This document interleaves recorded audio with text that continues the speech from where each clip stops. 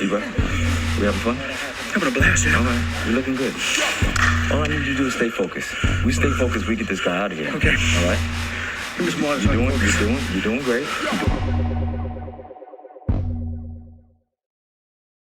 Hello and welcome to another episode of Coach's Corner. Earlier today I was joined by former UFC fighter and Nathaniel Wood's head coach, Brad Pickett. Hope you enjoyed the interview. So Brad, how you doing? How's it feel to be back at Fight Island?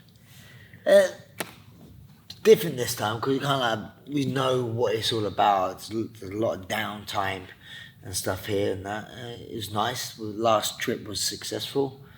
Hopefully, make it 2-0. Yeah. So I know Nathaniel's fighting Casey this weekend. Yeah. And he fought less than 2 weeks ago. He's had a pretty quick turnaround to get back out here. How have you guys been preparing to face Casey? Well, this is why this fight's a bit of a catch-weight. It's at 140. So it was actually 3 weeks ago we got the nod. We're kind of like, we're getting ready for Fight Island area. Hoping we'll get an opponent in the match, but there was no date set. So it's hard for like the fans say, okay, you're fighting on this date. We don't know what opponent yet, but you're fighting this date. We didn't even get that. We didn't get, like say, you're fighting on a date, get ready for a date. So it was really hard for him to prepare diet-wise. But as a professional fighter that he is, he was still trained as a fighter, so he's in shape. You know, he's just dieting and being in shape are two different things. You know, everyone looks at someone's body and thinks, oh, they're ripped up, they're in great shape. Someone's a bit chubby and that. It's two different things, you know. So he's always one of those guys, he's a very good professional where if he's in camp or out of camp, he's always training. He classes this as his job. I mean, you know, so it wasn't like too much of a shock. Oh no, 3 weeks. It's like, cool. Yeah. We're not going to make 130, 136. So let's try and get a catch weight at 140 and less stress.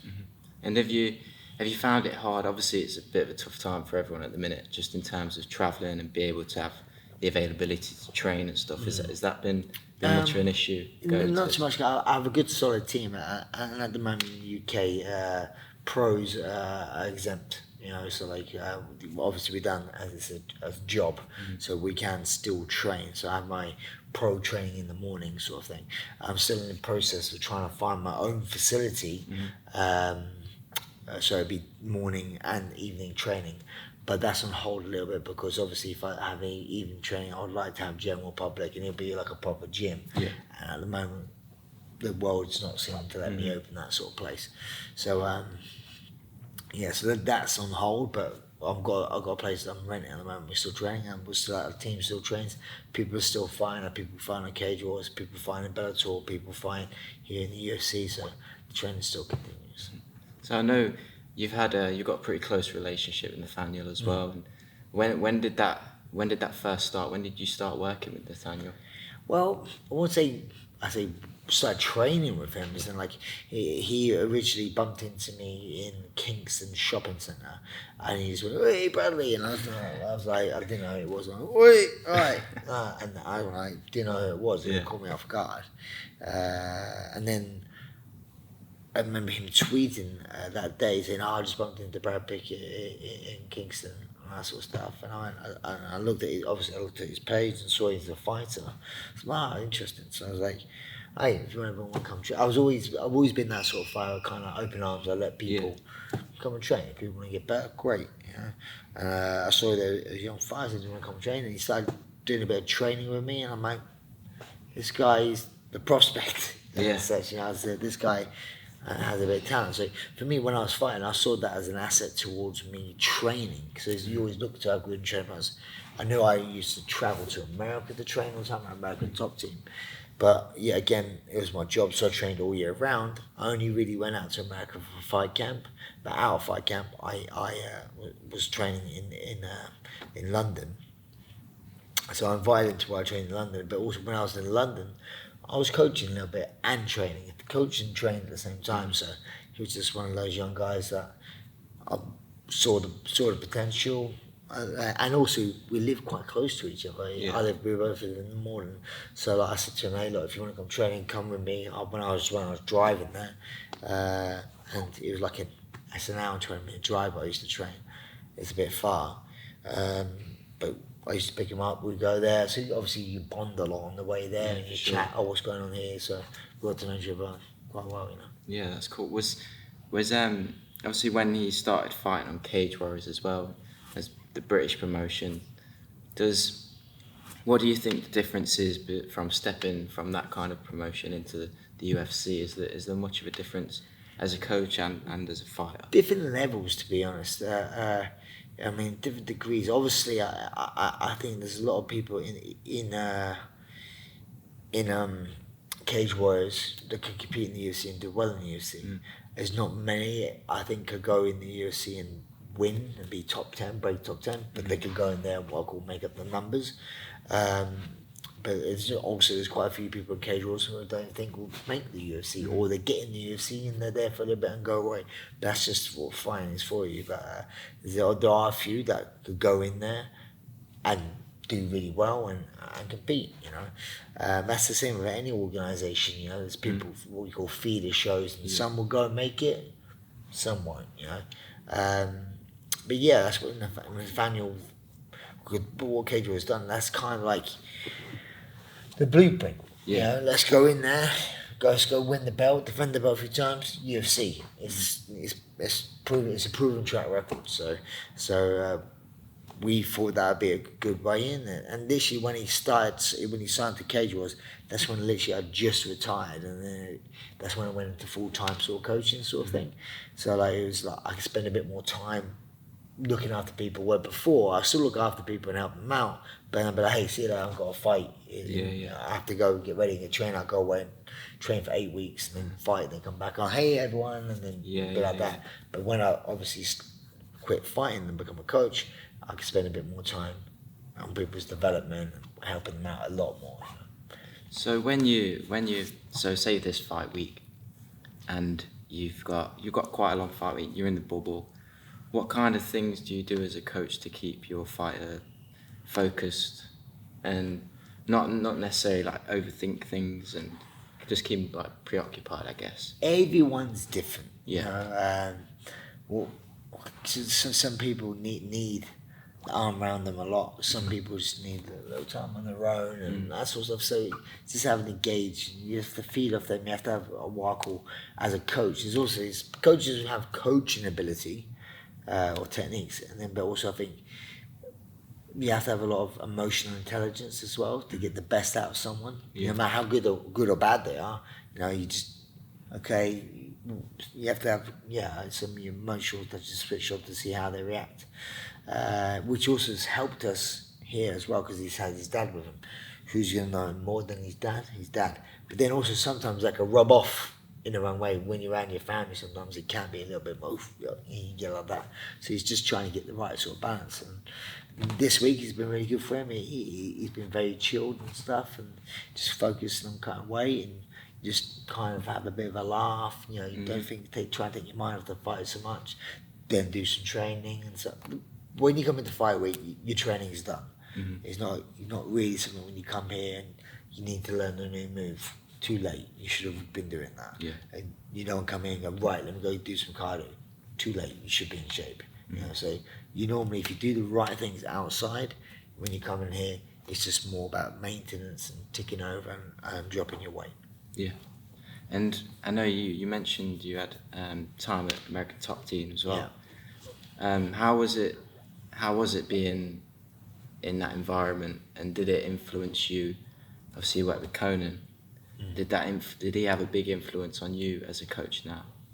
I mean, a lot of the coaching staff there had a big influence on me, but you know, like the jiu-jitsu coaches, Marcus D'Amata, and the striking coach Cattell, Paulie Gloves is one of my coaches, striking coaches back there. All because you kind of you see different people's approach. Conan's approach is kind of sometimes similar like my approach, where he's very nurturing of people, making sure everyone's okay and plans stuff.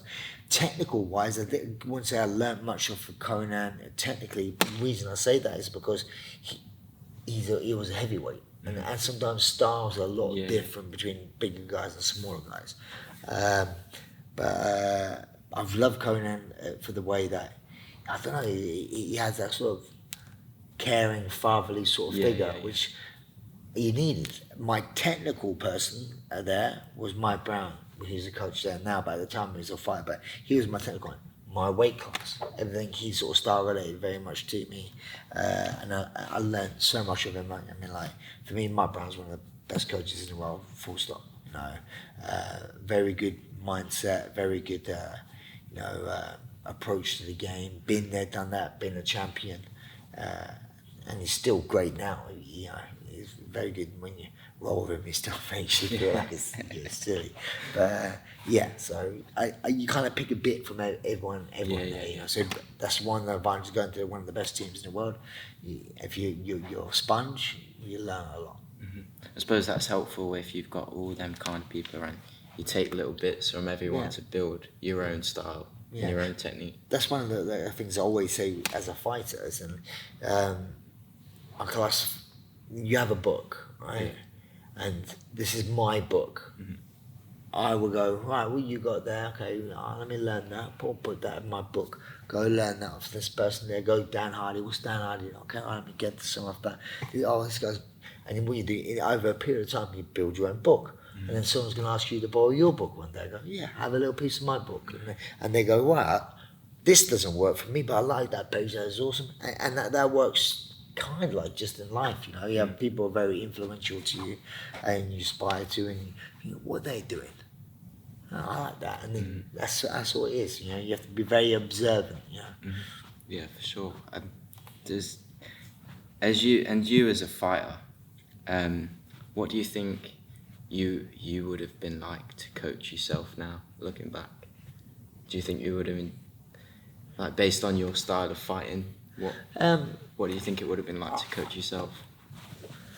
Being a coach, I think you'd be pretty stressed out when I fight, because I always got myself in a bit of a barn burner fight. But I think people started to realise and realised on my toughness and durability, but I was pretty good in doing that. But I'm not going to say it was an easy ride. It was a roller coaster of being in my corner. So I really appreciate all my corner men. The main ones throughout my career was Mickey Pappas, was one of my first coaches, Conan, Mike Brown, and Paulie Gloves. You know, those sort of four were my main coaches. And, I'm surprised none of them had a heart attack, to be fair. But yeah, I was very coachable, very respectful, very obedient at the time, and I listened, you know. So I think I would have been a good student, and I see the same sort of qualities within Nathaniel. He has the same sort of, he's observant, respectful, and he listens. You know? Yeah. And when you were fighting, was coaching something you always wanted to? Was it something that you kind of later on throughout your fighting career started to think about, or was it always something you wanted to do eventually? No, I think it's not something I wanted to do. It's just something that kind of naturally happened, where the type of person I am. So when I was even training, I'd be doing stuff, and if I see someone doing a mistake, I'd be like, no, watch out for this. Or I say I catch someone in the same move 5 times, I'd be like, right, mate, you need to watch out because he's not catching you, you're doing this. Or people will ask me, hey, Brad, what are you doing today? You done this. And I quite enjoyed sharing knowledge. You know? Yeah. So, and then that's what it is. Like, when you're a coach, it's all about sharing your knowledge and your past experiences and helping them out. And I always did that throughout my career. So I wasn't stupid early on. Like, obviously, back in the early days, where like me, Dan Hardy, Paul Daly, and that sort of stuff, I knew straight away, okay, if I want to get anywhere in the sport, I need to learn wrestling and how to wrestle. So we went out to America to talk to him, and I just kept on going there. I'm like, this is what I need to know. This is it. You know, I very early doors, I knew that wrestling was, in my eyes, and still is to this day, the key factor of mixed martial arts. Because if you can control the wrestling, say me and you are fighting, and you're a really good striker, I could be a really good striker too, but I know that you're not very good on the floor, I will take you down. Yeah. If you're really good on the floor and you want to get me down, if I have the wrestling advantage, you're not getting me there. Or if me and you are quite even everywhere, you're a good striker on the ground, but I'm like, okay, shit, I need to run around, let me get a takedown, I have that in my arsenal. So I think it's very, I I was very switched on earlier in my career, knowing how important wrestling would be, and I went out there. I was like a sponge, learned it, gravitated towards it. Obviously, I never wrestled, but because I was from England. But if I lived in America, I think wrestling would have been one of my sports, by far. I just gravitated towards it, and I used to come back and show everyone stuff. Hey, look at this, and that's what I do. I'll go to America, I train, learn, and I come back, trying to apply it and get better at it, and then go back and so on and so forth. So. And obviously you spoke about wrestling there as well, and there's been a bit of a conversation about the main event this weekend, like between Khabib and Gaijin. Right. How their wrestling's gonna probably go against each other. How do you see that fight kind of playing out? This is so. I've been asked this so many times, obviously this week, but this is so interesting to me because the thing with fighting, especially this type of fighting, where in boxing the best boxer wins, in jiu-jitsu the best jiu-jitsu guy wins. Not many upsets in either ones, right? But in MMA, it's so boom, stars make fights.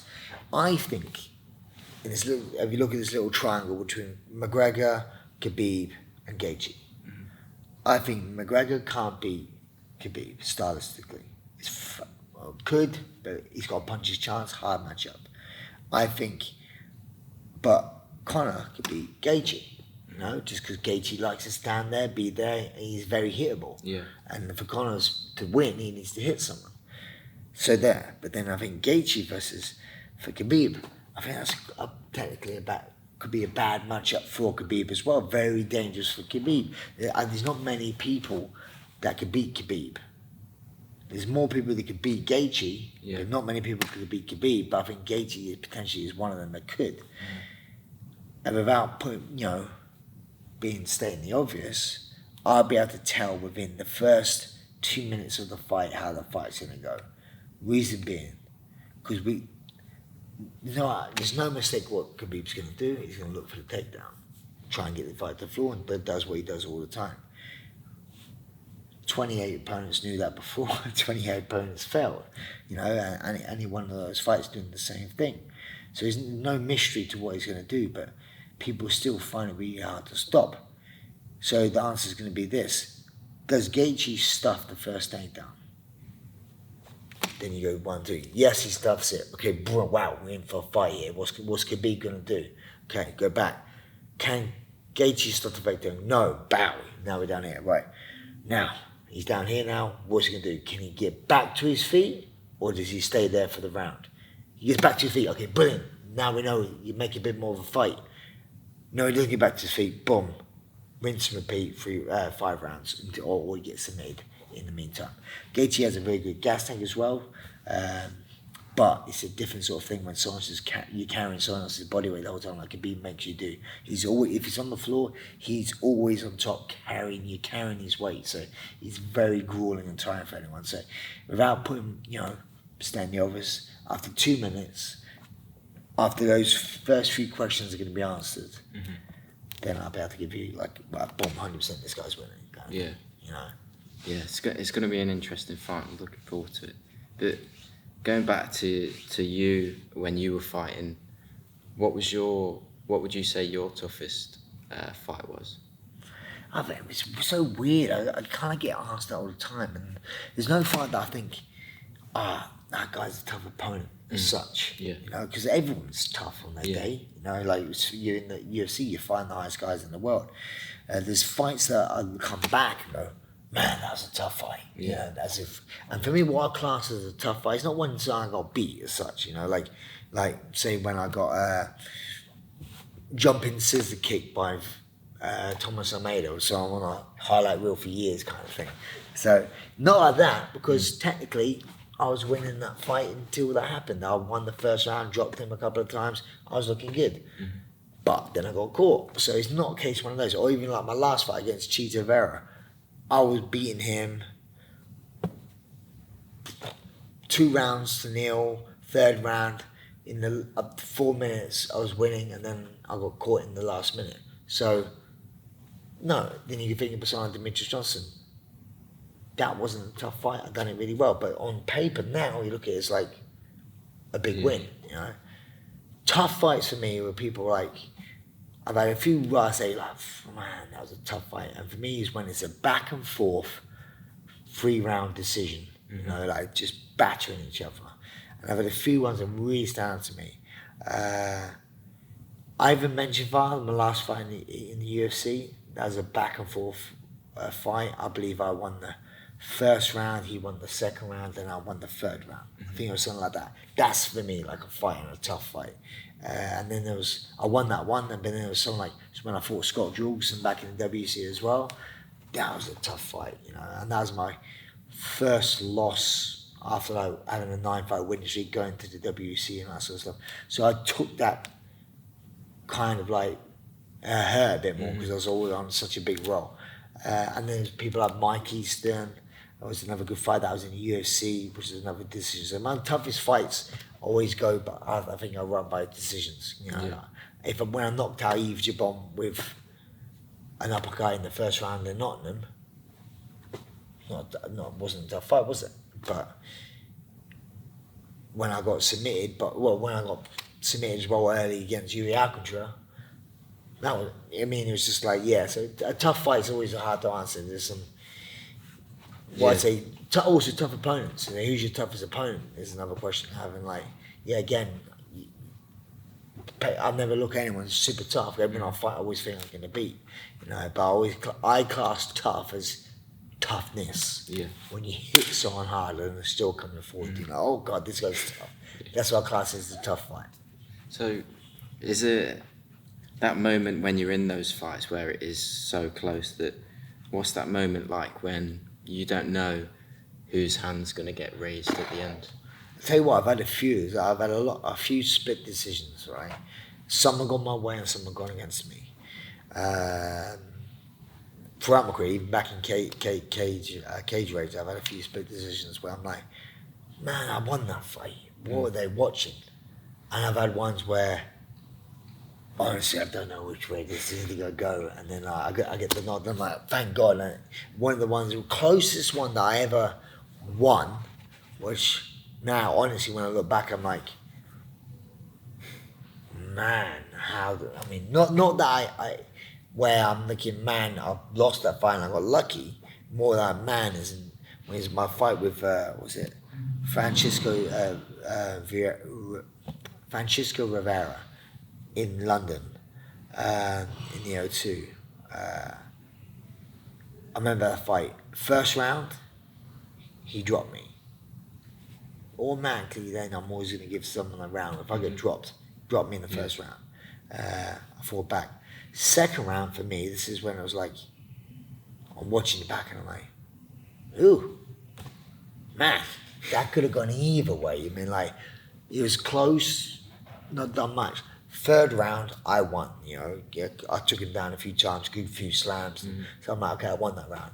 And so in that fight as well, again, I'm like, I won the third round. I'm like, but did I get this other one? So, I mean, I lost the first round. But did I do enough in the second? And then I'm thinking, I hope I did. You know, it's close. So even going into the third round, I'm like, no, I need to win this round because it's 1-1. Yeah. You know, so that's another thing we're fighting. I think people got to have some fighting IQ, knowing if you're winning or losing a round. Yeah. And I think that's a skill set because like some people, like it's a razor close round, and I'm like, if it's a razor close round, you have to finish strong. And I don't mean like everyone thinks I'll go for a takedown. Yes, that would help. If I take you down at the end of the round, that would help. But you just have to be dominant in the round. So just be super aggressive, try and land a few clean shots, look good in the last part of the round. Because for me, in a close fight, the last bit of a round is what the judge is always going to score. Yeah. You know, because it's not judged by robots; it's done by humans. Yeah. So you're going to remember the first minute of a round to the last minute of a round. You know, look at the last minute of the round. So if you finish strong, you always think you maybe get a nod from the judges. So I've seen it many times where you could lose the first 3 minutes of a round, but win the next 2 and get the nod. Yeah. You know, so like technically you would have lost that round on time scale, but because you win the last bit, it looks good. Yeah. So there's been a few of those in my fight which are close. Nice. And I know, obviously speak about, because before Nathaniel's last fight, he experienced a loss, and I was wondering, like, as a coach, I know how you might deal with it as a fighter, but as a coach, what's the next stage for you to get your fighter back into that winning mentality? He's lost to Dodson. It was a tough one for me as well. Reason because as a coach, I look at two fighters, right? And I think I don't bet, I should bet, but I'm pretty good at going, right, stylistically looking at these guys. This guy should win. Fight's a fight, anything can happen. But this guy should win. And when I was looking at that fight with Nathaniel, I'm like, he should win this fight, you know? And yeah, again, he started off for the first round, done really well, looked good.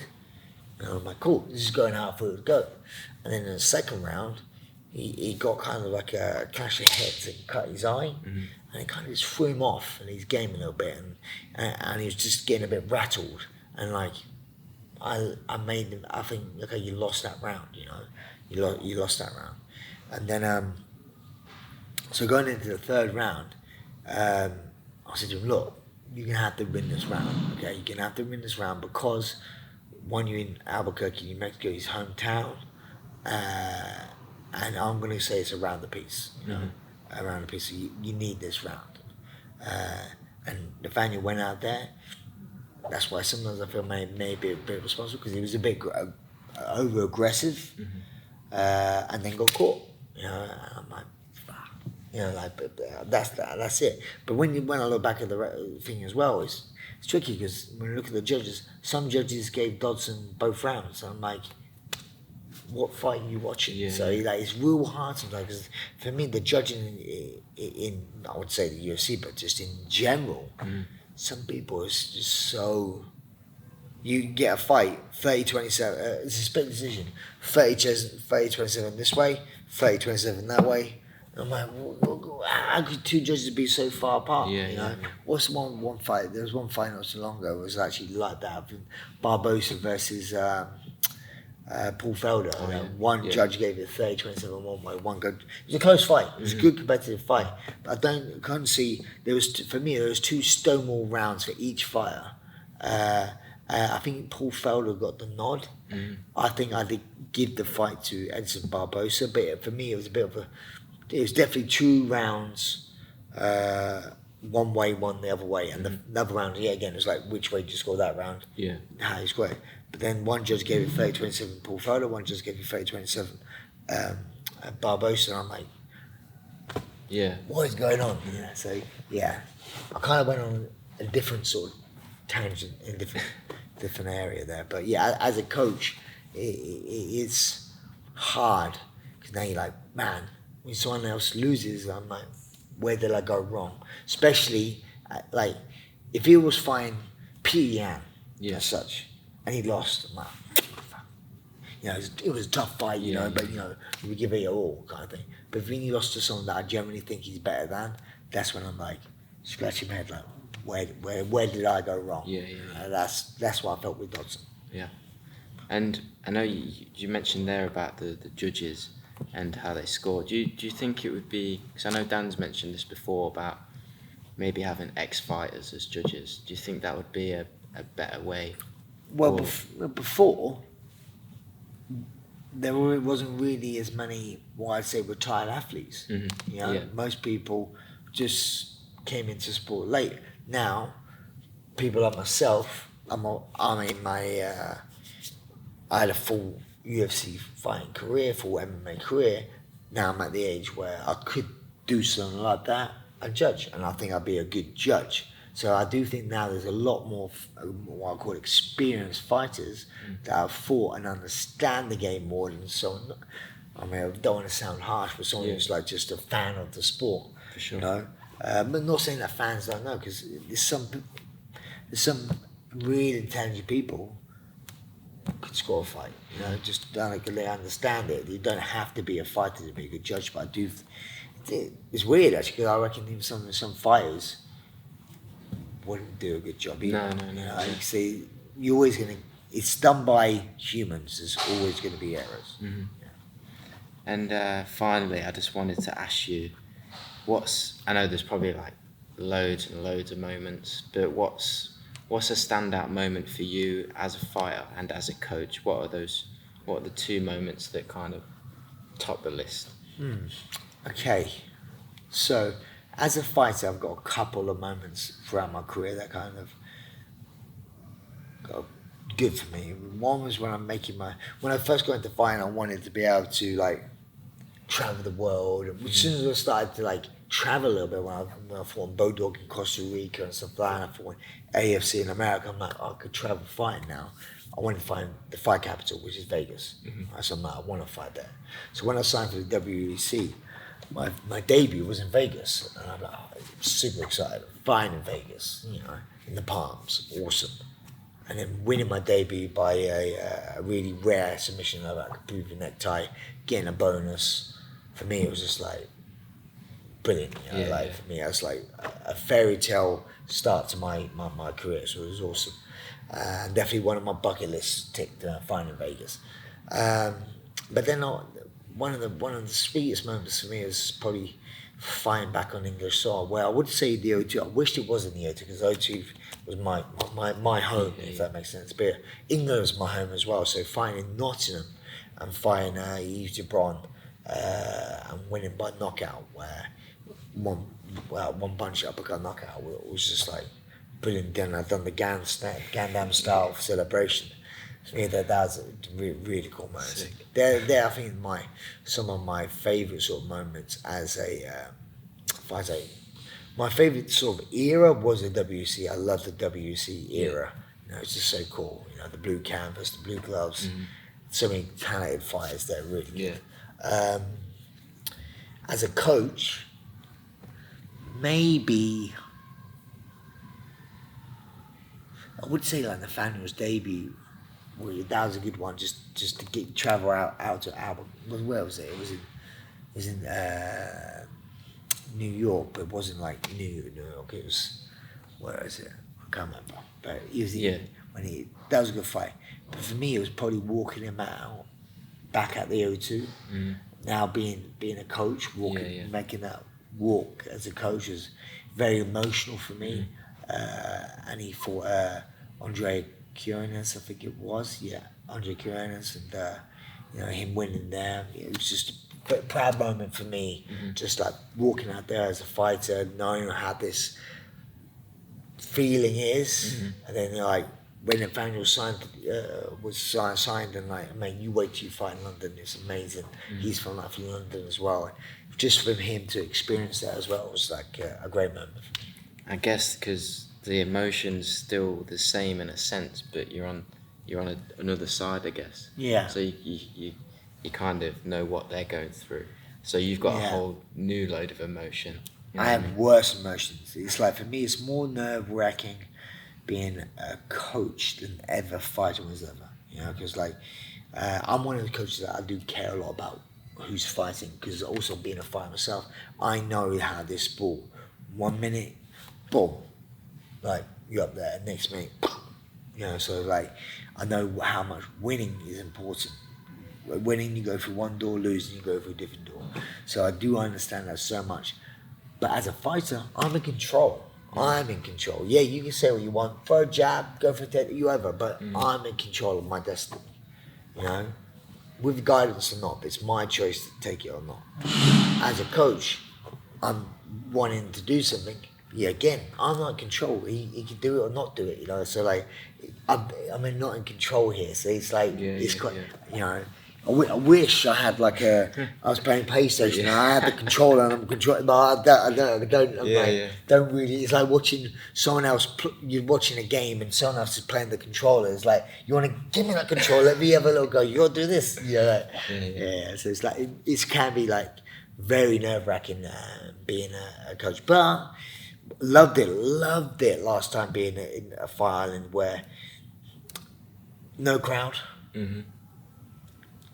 Boom, boom, boom. He hears everything you say. So it is so much better. I think it's so clear and so good to be able to coach with no crowd. But for me as a fighter, I would have hated it because I feed off the crowd. I love the crowd. But as a coach, I think it's brilliant.